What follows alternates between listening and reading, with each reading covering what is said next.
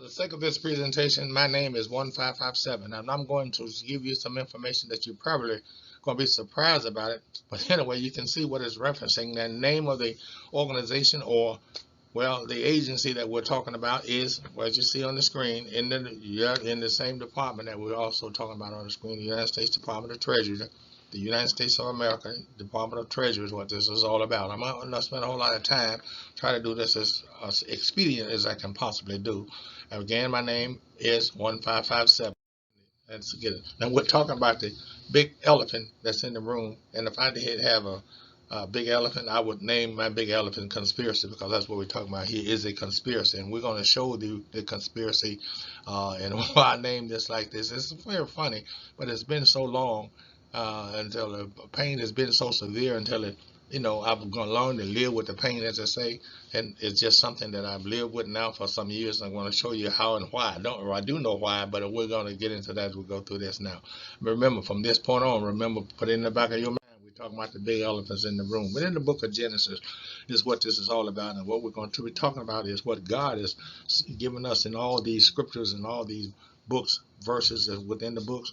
And we're noticing that I left it in black so you can see exactly what we're talking about. Conspire, because conspire to do something is a conspiracy, and a conspiracy is a sin against yourself. If you conspire against someone, you have already sinned against yourself, and it's called a beguile. To beguile is for you to beguile yourself. So that's what he said to the woman. Woman, what is this that you've done? And she said, the serpent beguiled me, and I did eat. So he conspired with her, but and this is something that he killed her at the same time, because of what she did eat, killed her. Her living soul died. And now what we're talking about here is that when you conspire against someone, it has an effect upon your soul. I'm going to let that go for now, but then move on. But when you do conspire with someone, you can visit these scriptures for yourself, for this is directed from the Bible, and you can see for yourself what I'm talking about. What we're talking about, the big elephant in the room. Now, here's another form of conspiracy, and we heard the conspiracy. What they said, I put it in a picture, said pictures worth 1,000 words. We know that the conspiracy that was being administered in this case here, we could hear the conspiracy. It was being shouted out to what to do to the vice president of the United States. It was a conspiracy, and the conspiracy had verbally beguiling, and it was amazing to see that and to understand what was really all about. But it's just an example here to show you about one that conspired against another one. Now here are examples of the law that we adhere to, and this law is in Title 26 that governs the United States. It's within the United States Department of Treasury, governing the Internal Revenue Service, and this is a tax law that we have to all adhere to. And just some sections of the law and subsections to show you what it's all about. The United States tax court docket numbers are here to show you that how many times this matter has been before the court, trying to get a remedy for the conspiracies that took place and that have been taking place. We're going to go on with this. Here are another example of the beguilement, or the word conspiracy. 1557 is made where I received a $23,000 bill, and you can't receive a bill from the United States Department of Treasury, from the Internal Revenue Service, without first giving a proposed statutory notice in order for that to happen. But the Internal Revenue testified in fact in many cases I showed you back there that they had never issued statutory notice under any case for any year. And notice this year, this is a notice from the IRS, and I'm going to call them IRS from this point on, and I'm going to call myself as again 1557. They issued 1557 a $23,000 bill for tax year 1989, and in tax year 89, 1557 had no income and was trying to raise 5 boys. So in 1989 was really rough. From 1981 up all the way to today's date has been very rough on 1557 because of what has taken place. And back in 1980, 1557 was filed a discrimination complaint, and 1557 was demoted from a grade 12 step 5 down to a 9-1 step 1 loss of pay effective immediately. Yes, I did say that, from a 12-5 demoted same day down to a 9-1 with the loss of pay effective immediately. That affected 1557, and then later on 1557 was started giving notices of quite a bit of money, and at one time it reached it up to at least 243,000, and 1557 had no income coming in order to pay the money that was being supposedly billed, and 1557 did not receive any form of a statutory notice for any of the years that 1557 is showing. But notice now, the big elephant is not going to leave the room. I'm going to keep the big elephant here to show you that well, we know the big elephant's name, to show you what has taken place, because well, just go back to January 6th of 2020, and I can take it back to 2019 to show you on January 6th what happened there. But I'm not going to go back there right now. But I do have an opportunity at the end of this to show you where you go back and look at something that happened on January 6th of 2019, and the same identical thing happened on January 6th of 2020. But before we do that, let's continue with this. This is Exhibit 1, and Exhibit 1 is showing you that the $23,847.28 amount due had not been in no way gone to the court, had not been given any kind of statutory notice proposing to bill me for that kind of money, and I got documentation from the IRS to show that they never issued me a statutory notice. But it is because of the elephant that's in the room that I got this. So let's go on with this. And this is Exhibit 2, which is a similar, I think it's identical with regards to the amount.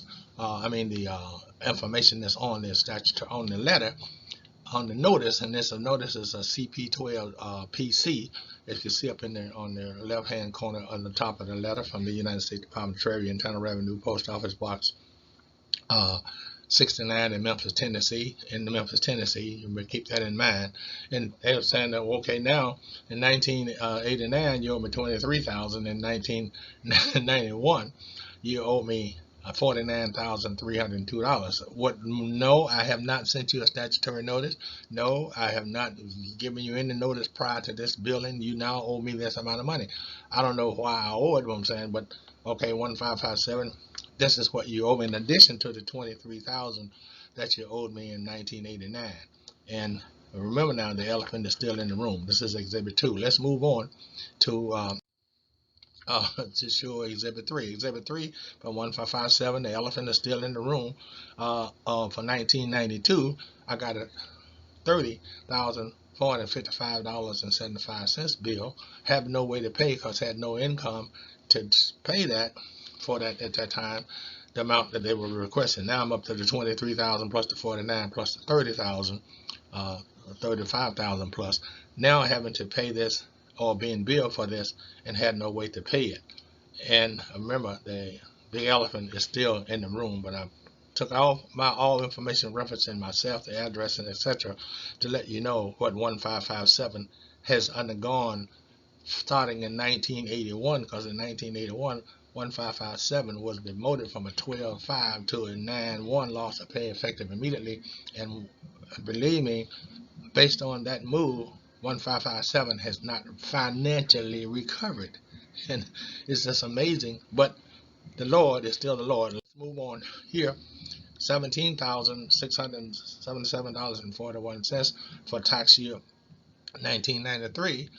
I received 1557 received this, indicating that in 1993, in addition to the money that you owe for 1989, the 1992, 1993 information you still owe me. That's what they're still billing me. Well, I know, no, I have not sent you no statutory notice for any of the years.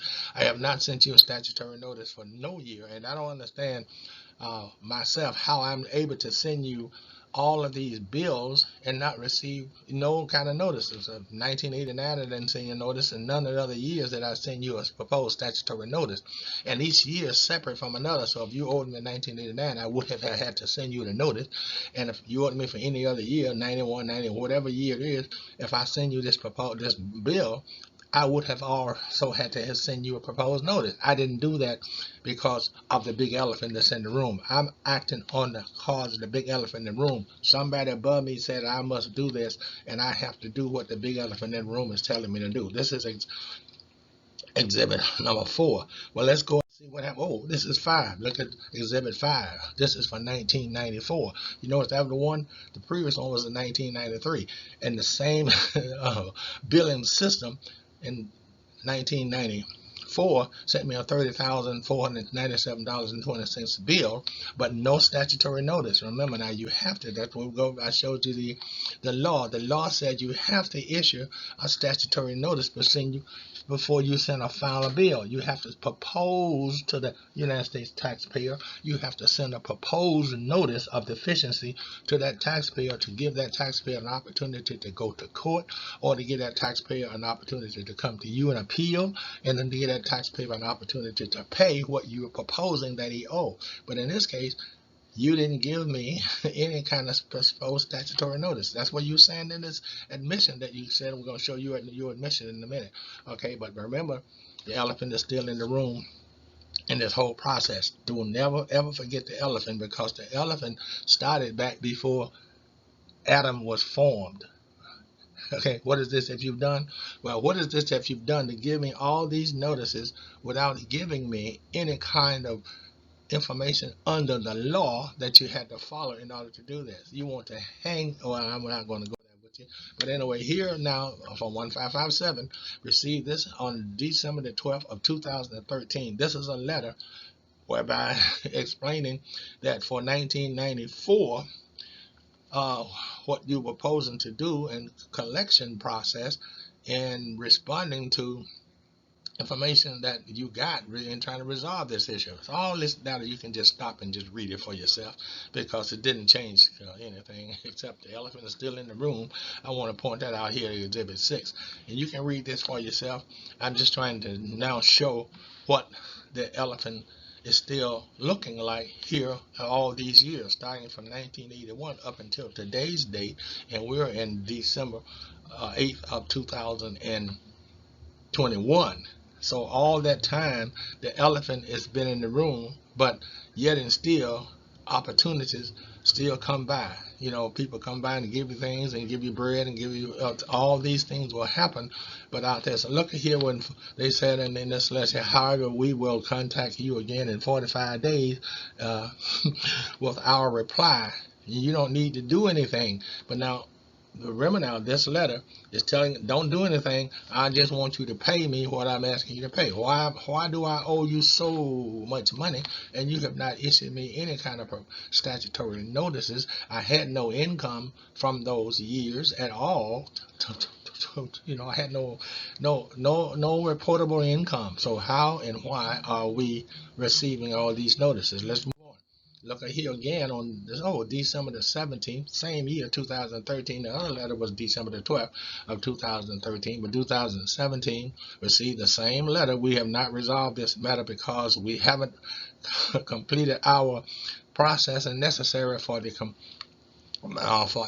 complete response. I don't understand why you sending me. What are you doing? How many times is this elephant going to stand on it, and you're going to send me the same letter? The same letter came from the same person. You can go back for this. This is a video, and you can go back and look at it for yourself and see what is going on with this process. And you can see what in the information we've been sending, A, B, and C, all these exhibits, and all these things have been happening, but no one has corrected the mistake of the beguilement that's going on. This is a beguilement. A beguile is to be, a beguile is I've already shown you that from the Bible. We're not going to go back through that. Just going to go on and show this process of how this elephant is continuing to stand. He's still here today, December the 8th of 2021. The elephant is still in the room. He's still in the room, if you can understand what I'm saying. But I'm the only one that feel this weight of the elephant that's upon me. Yes, okay. Everyone else is now going on and having an enjoyable time. This is another same letter on December the 24th, 2013. You see, on December the 12th, December the 17th, and December the 24th, It's the same letter, but no, each one is for different. The other one for 1994, the first letter dated December the 12th, 1994, and here's a letter dated December the 13th, the same year for 1994. You see, this is 94.